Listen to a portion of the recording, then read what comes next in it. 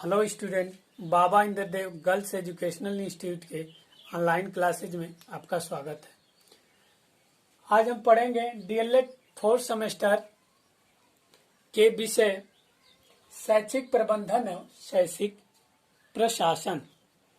देखिए, शैक्षिक प्रबंधन, शैक्षिक का अर्थ होता है शिक्षा के लिए, प्रबंधन का अर्थ होता है व्यवस्था करना, और शैक्षिक प्रशासन, प्रशासन का अर्थ होता है एडमिनिस्ट्रेटिव, अर्थात सरकार के द्वारा शिक्षा की व्यवस्था करना।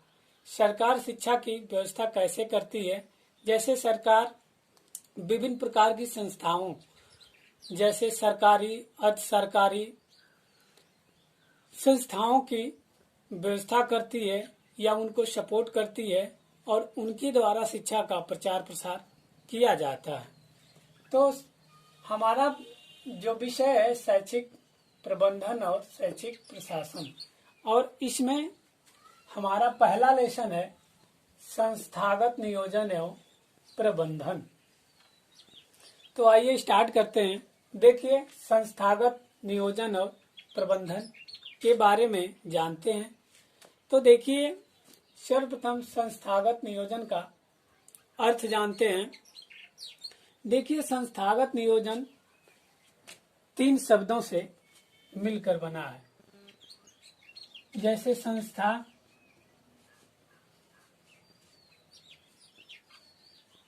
धन, गत, धन, नियोजन।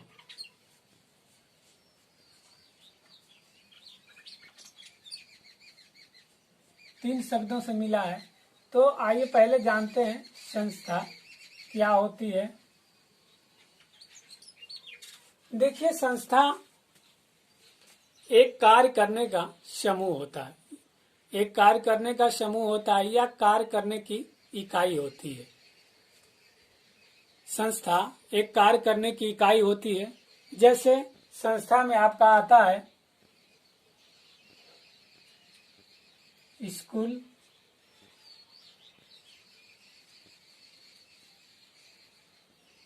दुकान,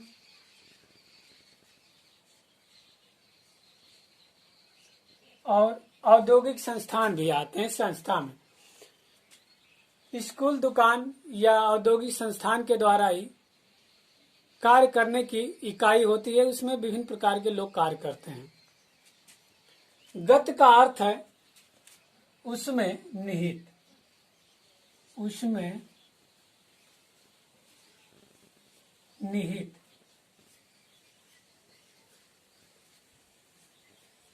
और नियोजन का अर्थ है योजनाबद्ध या योजना बनाना।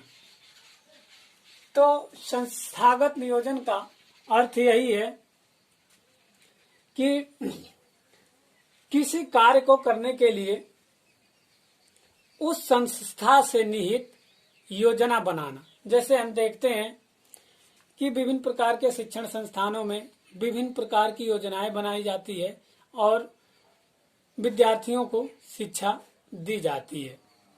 इसी संबंध में एक परिभाषा दी है, नोट करिएगा इस परिभाषा को, और जो भी इसमें बताया गया है इसका अर्थ नोट करते चलिएगा।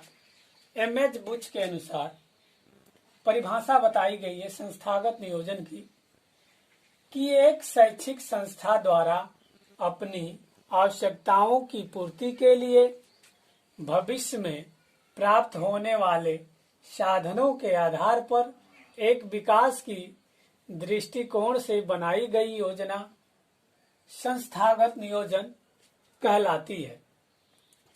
इस परिभाषा का कहने का अर्थ यह है कि जैसे कोई संस्थान, चाहे वो सरकारी हो या अर्ध सरकारी हो,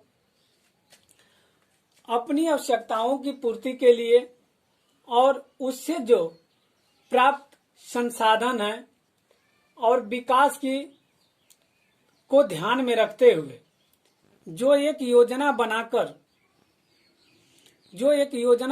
कार्य किया जाता है, उसे ही संस्थागत नियोजन कहा जाता है। जैसे अर्ध सरकारी योजना के तहत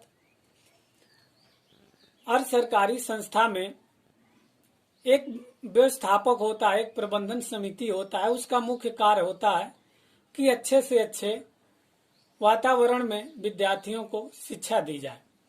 तो वो सबसे पहले अपनी कुछ विशिष्ट आवश्यकताएं होती हैं, विशिष्ट मानक दंड होते हैं, उसको पूरा करता है। या वो जब संस्था के बारे में सोचता है, संस्था स्टार्ट करने के बारे में सोचता है, तो उसके लिए एक जरूरी मापदंड होता है। सबसे पहले उस मापदंड को पूरा करता है और फिर शैक्षिक प्रशासन यानी एडमिनिस्ट्री में अपनी फाइल को पहुंचाता है। फिर वहां से उसके मापदंडों को देखा जाता है, फिर उसको मान्यता वगैरह दी जाती है। तो संस्थागत नियोजन में यही बताया गया है कि अपनी आवश्यकताओं की पूर्ति के लिए भविष्य में प्राप्त होने वाले साधनों के आधार पर एक विकास के दृष्टिकोण से बनाई गई योजना संस्थागत नियोजन कहलाती है। अब आइए आगे जानते हैं संस्थागत नियोजन की आवश्यकता।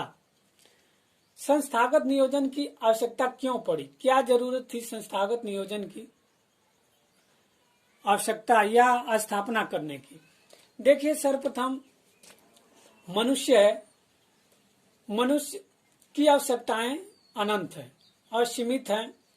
वह अनेक प्रकार की आवश्यकताओं के बारे में सोचता है, लेकिन अपनी इच्छा अनुसार, अपनी स्थिति अनुसार वो किसी एक आवश्यकता को सेलेक्ट करता है, चुनता है। उसी प्रकार संस्थागत नियोजन की भी आवश्यकता पड़ी। मान लीजिए कोई व्यक्ति अगर प्यासा है, प्यास लगी है, तो अपनी प्यास बुझाने के लिए पानी के पास जरूर जाएगा, या भूखा है तो अपनी भूख मिटाने के लिए कुछ न कुछ उपाय जरूर करेगा। अगर व्यक्ति प्यासा और भूखा नहीं रहता तो अपनी प्यास या भूख मिटाने के लिए जरूरत नहीं होती। उसी प्रकार संस्थागत नियोजन की आवश्यकताएं हुई और इसमें निम्न बिंदुओं को समाहित किया गया है।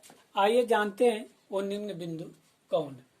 देखिए, इसमें सबसे पहला है भूमि तथा आवागमन के लिए साधनों की सुविधा अनुसार उपलब्धि के लिए। कहने का अर्थ है कि भूमि तथा आवागमन यानी जगह जो होती है, उसका जो स्थान होता है, और आवागमन के साधनों की सुविधा अनुसार ही संस्थागत नियोजन की आवश्यकता पड़ी।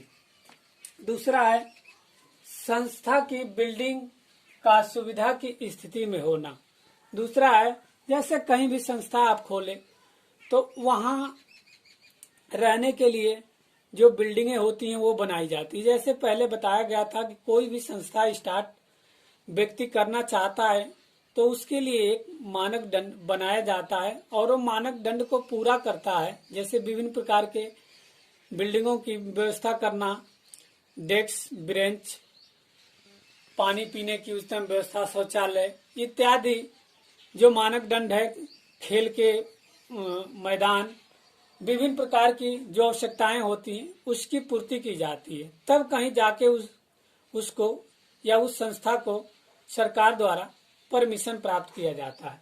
तीसरा, इसमें संस्था के कर्मियों की तथा संख्या तथा उनकी व्यवस्था, यानी संख्या, संस्था में कितने संस्था कर्मी रहेंगे, उनकी क्या व्यवस्था है, इसकी आवश्यकता के लिए संस्थागत नियोजन की आवश्यकता पड़ी। चौथा पॉइंट है संस्था की वित्तीय व्यवस्था, आय के स्रोत तथा उचित संसाधनों की व्यवस्था। कहने का अर्थ है कि संस्था के लिए धन प्रबंधन तथा उचित संसाधनों की व्यवस्था के लिए संस्थागत नियोजन की आवश्यकता पड़ी।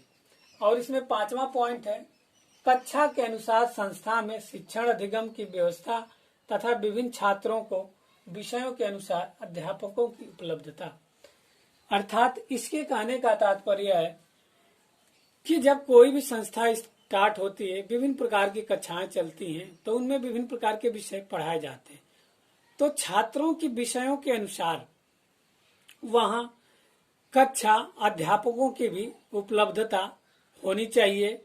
तो संस्थागत नियोजन की आवश्यकता में इतना ही, और फिर अगले टॉपिक में आएंगे संस्थागत नियोजन की उद्देश्य एवं महत्व। धन्यवाद।